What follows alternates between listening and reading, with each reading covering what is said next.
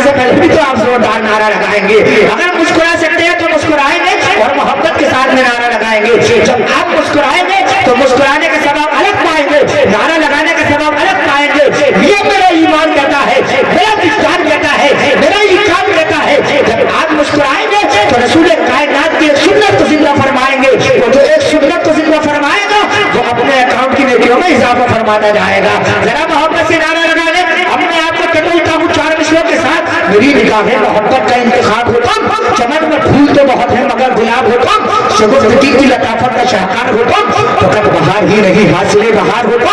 ऐ जाने चमन हुए सदा कहते पुकारूं, ऐ रहबरे मिल्लत तुझे क्या कहते पुकारूं। चारा अगर अरबाबे मोहब्बत कहूँ तुझे, या दर्द तमन्ना की दवा कहके पुकारूं। बहुत तेजी के साथ में नारा लगा ले। माशाअल्लाह अब लग रहा है जैसा माहौल पहले था उससे अच्छा कहीं माहौल नजर आ रहा है। लग रहा है फतेहपुर पढ़े लिखे लोगों की बस्ती है, दानिशमंद लोगों की बस्ती है। जरा मोहब्बत से नारा लगा ले, मोहब्बत से बोल करके दिखाए नारा माशाअल्लाह। अब मैं दुआ देता हूँ मौला जो जो नारा लगा रहे हैं, नारा नहीं अकेले हम यहाँ नहीं लगा रहे हैं, आप भी तो उसका जवाब दे रहे हैं। सबको मौला तो दुनिया के अंदर इज्जतदार, मरने के बाद जन्नत का हकदार बना दे। मौला जिसके लिए ये महफिल को सजाया गया, मौला मय्यत मरहुमा की मग़फ़िरत फरमा दे। जन्नतुल फिरदौस में आला से आला बाला से बाला मकाम अता फरमा दे। जरा मुस्कुराइए, मोहब्बत के साथ में नारा लगाइए। नाराए तकबीर, नाराए रिसालत, नाराए हैदरी, नाराए गौसियत, मुसलके आला हज़रत, फैज़ाने आला हज़रत, अल्लाह रसूल अनाम फारूक रज़ा बरकाती। नाराए तकबीर, नाराए रिसालत, लम्हे लम्हे के ख्वाब लिखूंगा, जिंदगी की किताब लिखूंगा, तेरी गर्दन को फूल की टहनी, तेरा चेहरा गुलाब लिखूंगा।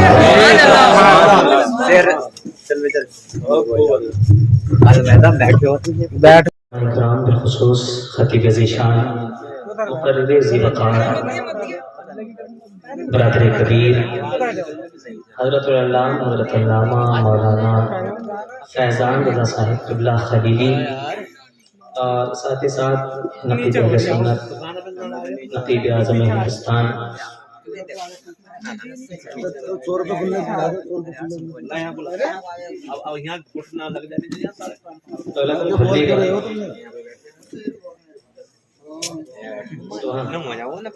देखिए कितने सारे काम निकल रहे हैं। सुभान नक़ीब आज़म हिंदुस्तान जनाब मोहतरम नाज़िम रज़ा खलीली जो बिलारी की सरजमीन से ताल्लुक़ रखते हैं, साथ ही साथ हाफ़िज़ क़ारी जनाब मोहतरम निज़ामुद्दीन रज़ा साहिब जिनकी दावत मोहब्बत पर ये तीन चेहरे आप हज़रात के सामने नज़र आ रहे हैं। मदाह खैरुल अनाम जनाब मोहतरम गुलाम गौस साहिब जिनकी ज़बानी अभी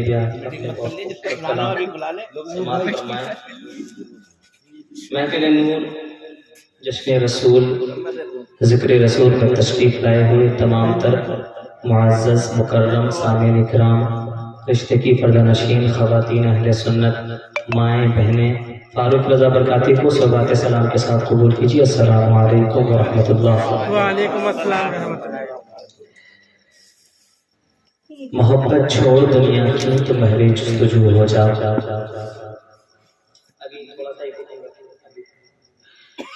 मोहब्बत छोड़ दुनिया की तो महरे जुस्तजू हो जा, नबी से इश्क कर दोनों जहां में सुरखरू हो जा। नबी से इश्क कर, नबी से इश्क कर तो सही, नबी से इश्क कर दोनों जहां में सुरखरू हो जा। कसम खुदा की जो नबी के चाहने वाले होते हैं ना, उनके चेहरा हमेशा खिले रहते हैं, हमेशा खिले रहते हैं। अल्हम्दुलिल्लाह नबी के आशिकों की ये पहचान है कि उसका चेहरा खिला हुआ होगा। बिल्कुल बहुत अच्छी और कीमती बात ये बता रहा हूँ कि नबी का जो आशिक होगा उसका चेहरा हमेशा खिला रहेगा, मुस्कुराता रहेगा।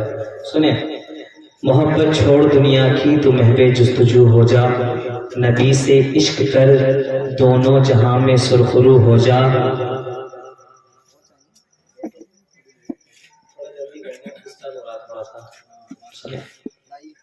मैं चाहता हूं कि जो भी बात, जो एक हर्फ भी अगर मेरे ज़बान से निकले तो وہ حرف جا کر کے آپ کے کانوں سے ٹکرائے، ٹکرانے کے بعد آپ کے دماغ میں اترے، دماغ میں اترنے کے بعد وہ دل میں اتر جائے، تب تو میرا کچھ بولنا کہنا فائدہ مند ہے ورنہ بیکار ہے۔ سنیں، نبی سے عشق کر دونوں جہاں میں سرخرو ہو جا، لب و رخسار پر کلیاں کھلیں گی پھر تبسم کی، لب و رخسار پر کلیاں کھلیں گی پھر تبسم کی، نماز عشق ادا کرنے کو پہلے باوضو ہو جا، نماز عشق ادا کرنے کو پہلے باوضو ہو جا۔ باوضو کیسے ہونا ہے؟ گنبد خضرا میں آرام فرمانے والے آقا حضور تاجدار مدینہ صلی اللہ تعالیٰ علیہ وسلم کی مقدس بارگاہ میں اپنی غلامی کا ثبوت پیش کریں، حاضری لگائیں، بابا زبر درود پاک پڑھیں، اللہ رب محمد صلی اللہ علیہ وسلم، نحن عباد محمد صلی اللہ علیہ وسلم، صلاۃ و سلام علیک یا رسول اللہ یا حبیب اللہ صلی اللہ تعالیٰ علیہ وسلم۔ چار مصرے سنیں کہ غریبی کوڑے کچرے سے بھی روٹی ڈھونڈ لیتی ہے۔ یہ مصرے میں ہر جگہ پڑھتا ہوں، جانتے کیوں پڑھتا ہوں؟ اس لیے پڑھتا ہوں کیونکہ ہمارے اندر ایک بیماری بہت تیزی کے ساتھ پھیل رہی ہے، اس بیماری کا نام ہے تکبر۔ ٹھیک ہے، تکبر، اور یہ تکبر کرنا صرف اللہ تعالیٰ کا خاصہ ہے۔ اب اگر آپ تکبر کریں گے تو سیدھا خدا سے جنگ کریں گے، سمجھ رہے ہیں؟ سنیں پہلے چار مصرے پھر بتاتا ہوں ہماری اوقات کتنی ہے۔ غریبی کوڑے کچرے سے بھی روٹی ڈھونڈ لیتی ہے، امیری شوق سے برتن میں جھوٹا چھوڑ دیتی ہے، امیری شوق سے برتن میں جھوٹا چھوڑ دیتی ہے، اور تکبر کرنے والوں کی کبھی عزت نہیں ہوتی، تکبر کرنے والوں کی کبھی عزت نہیں ہوتی، وہ ڈالی ٹوٹ جاتی ہے جو جھکنا چھوڑ دیتی ہے، وہ ڈالی ٹوٹ جاتی ہے جو جھکنا چھوڑ دیتی ہے۔ اور سنیں ہماری اوقات بتاؤ کتنی ہے؟ ہماری اوقات صرف اتنی ہے، اللہ تبارک و تعالیٰ نے ہمیں اس خطرے سے پیدا کیا ہے کہ اگر وہ خطرہ ہمارے کپڑوں پر لگ جائے تو ہمارا کپڑا ناپاک ہو جاتا ہے، سمجھ رہے ہیں؟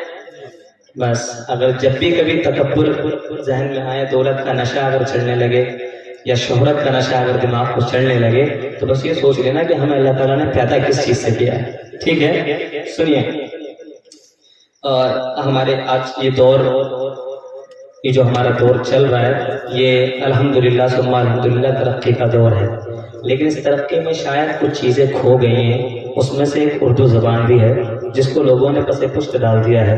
تو اسی کے متعلق چار مصرے ملاحظہ فرمائیں کہ زبانیں کاٹ کر رکھ دی گئی نفرت کے خنجر سے۔ سن رہے ہیں؟